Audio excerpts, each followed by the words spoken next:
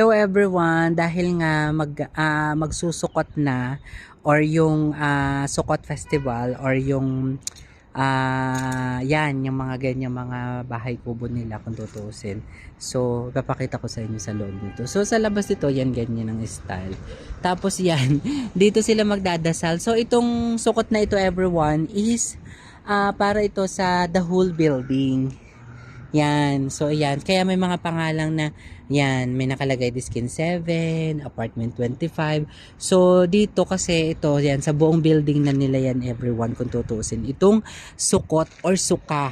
Sukot is yung holiday and then ito pong balay na ito is Suka. So, kasi noong sila po ay tumigil sa disyerto, is sila po ay nagkubol-kubol, gumawa ng mga kubol-kubol. At ito yung kanilang nagsilbing tahanan nung sila ay tumigil sa disyerto. So kaya po yung mga suka na ito ay ginagawa every year.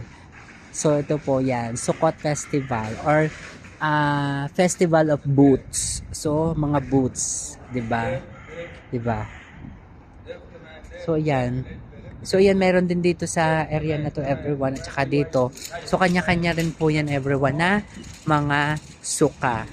'Di ba? Ang cute, bongga-bongga ng mga suka nila. So pamaya na ulit everyone.